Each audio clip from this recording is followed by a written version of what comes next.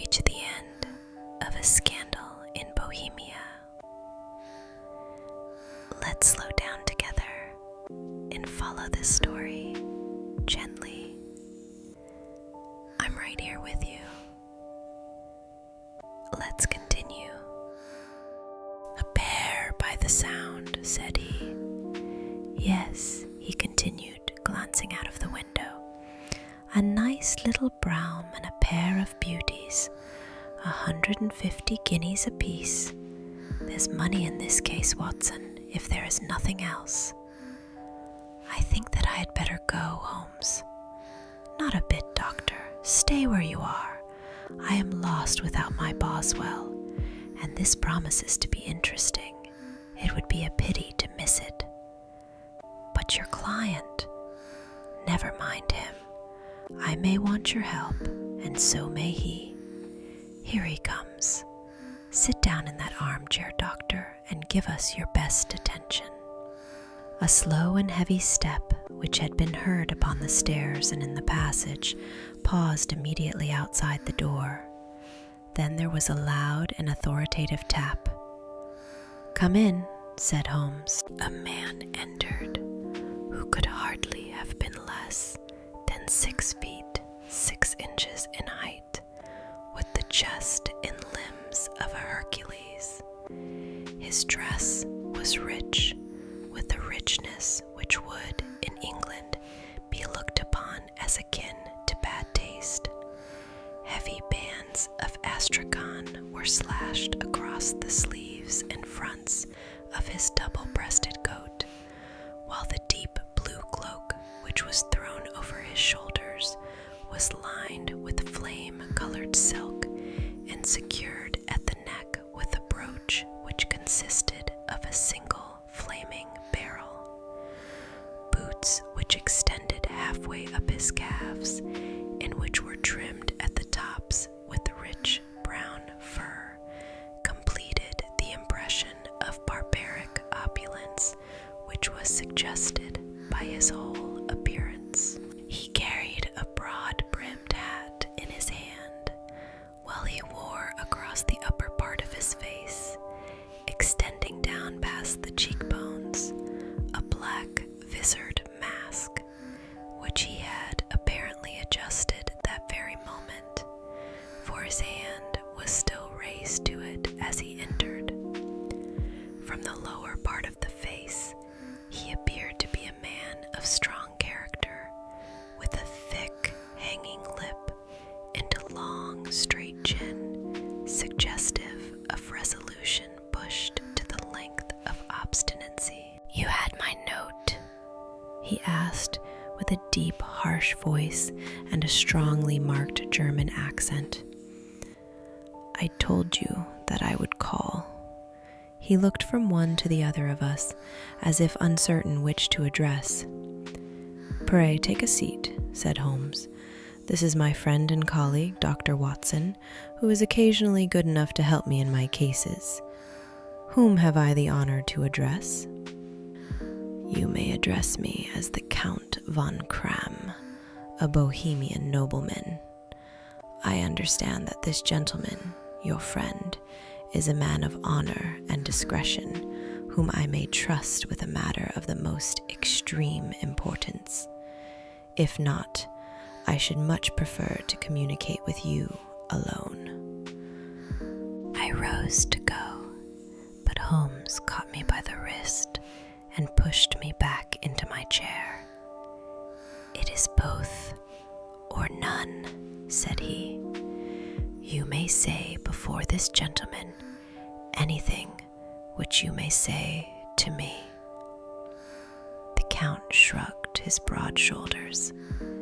"Then I must begin," said he, "by binding you both to absolute secrecy for 2 years. At the end of that time, the matter will be of no importance. At present, it is not too much to say that it is of such weight it may have an influence upon European history." "I promise," said Holmes. "And you will excuse this mask," ask, continued our strange visitor. The august person who employs me wishes his agent to be unknown to you, and I may confess at once that the title by which I have just called myself is not exactly my own. I was aware of it, said Holmes dryly. The circumstances are of great delicacy, and every precaution has to be taken to quench what might grow to be an immense scandal and seriously compromise one of the reigning families of Europe. To speak plainly, the matter implicates the great house of Ormstein, hereditary kings of Bohemia. I was also aware of that, murmured Holmes, settling himself down in his armchair and closing his eyes. Our visitor glanced with some apparent surprise at the languid, lounging figure of the man who had been no doubt depicted to him as the most incisive reasoner and most energetic agent in Europe. Holmes slowly reopened his eyes and looked impatiently at his gigantic client. If your Majesty would condescend to state your case, he remarked, I should be better able to advise you. The man sprang from his chair and paced up and down the room in uncontrollable agitation. Then, with a gesture of desperation, he tore the mask from his face and hurled it upon the ground. You are right, he cried. I am the king. Why should I attempt to conceal it? Why, indeed, murmured Holmes. Your Majesty had not spoken before I was aware that I was addressing Wilhelm Gottsreich Sigismund von Ormstein, Grand Duke of Castle Felstein and hereditary king of Bohemia. But you can understand, said our strange visitor, sitting down once more and passing his hand over his high, white forehead. You can understand that I am not accustomed to doing such business in my own person.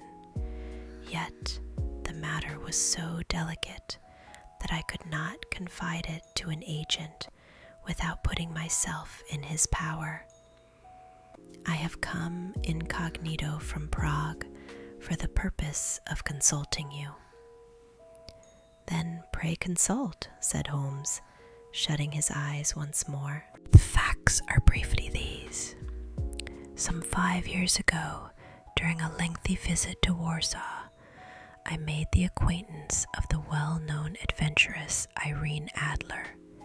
The name is no doubt familiar to you. Kindly look her up in my index, Doctor, murmured Holmes without opening his eyes. For many years he had adopted a system of docketing all paragraphs concerning men and things, so that it was difficult to name a subject or a person on which he could not at once furnish information. In this case, I found her biography sandwiched in between that of a Hebrew rabbi and that of a staff commander who had written a monograph upon the deep-sea fishes. Let me see, said Holmes. Born in New Jersey in the year 1858. Contralto. La Scala. Prima donna Imperial Opera of Warsaw. Yes. Retired from operatic stage. Living in London. Quite so. Your Majesty, as I understand, became entangled with this young person, wrote her some compromising letters, and is now desirous of getting those letters back. Precisely so. But how? Was there a secret marriage? None. No legal papers or certificates? None. Then I fail to follow your Majesty. If this young person should produce her letters for blackmailing or other purposes, how is she to prove their authenticity? There is the writing. Pooh-pooh, forgery. My private notepaper, stolen. My own seal, imitated. My photograph, bought. We were both in the photograph. Oh dear, that is very bad. Your Majesty has indeed committed an indiscretion. I was mad, insane. You have compromised yourself seriously. I was only crown prince then. I was young. I am but 30 now. It must be recovered. We have tried and failed. Your Majesty must pay. It must be bought. She will not sell. Stolen then. 5 attempts have been made. Twice, burglars in my bay ransacked her house. Once, we diverted her luggage when she traveled. Twice, she has been waylaid. There has been no result. No sign of it. Absolutely none. Holmes laughed. It is quite a pretty little problem, said he. But a very serious one to me, returned the king reproachfully. Very indeed. And what does she propose to do with the photograph? To ruin me. But how? I am about to be married. So I have heard. To Clotilde Lofman von Saxe-Meiningen, second daughter of the King of Scandinavia. You may know the strict principles of her family. She is herself the very soul of delicacy. A shadow of a doubt as to my conduct would bring the matter to an end. And Irene Adler threatens to send them the photograph, and she will do it. I know that she will do it. You do not know her, but she has a soul of steel. She has the face of the most beautiful of women and the mind of the most resolute of men. Rather than I should marry another woman, there are no lengths to which she would not go. None. You are sure that she has not sent it yet? I am sure. And why? Because she has said that she would send it on the day when the betrothal was publicly proclaimed. That will be next Monday. Oh, then we have 3 days yet, said Holmes with a yawn. That is very fortunate, as I have 1 or 2 matters of importance to look into just at present. Your Majesty will, of course, stay in London for the present. Certainly, you will find me at the Langham under the name of the Count von Cram. Then I shall drop you a line to let you know how we progress. Pray do so. I shall be all anxiety. Then, as to money, you have carte blanche. Absolutely. I tell you that I would give one of the provinces of my kingdom to have that photograph. And for present expenses, the king took a heavy chamois leather bag from under his cloak and laid it on the table. There are 300 pounds in gold and 700 in notes, he said. Holmes scribbled a receipt upon a sheet of his notebook and handed it to him. And Mademoiselle's address, he asked.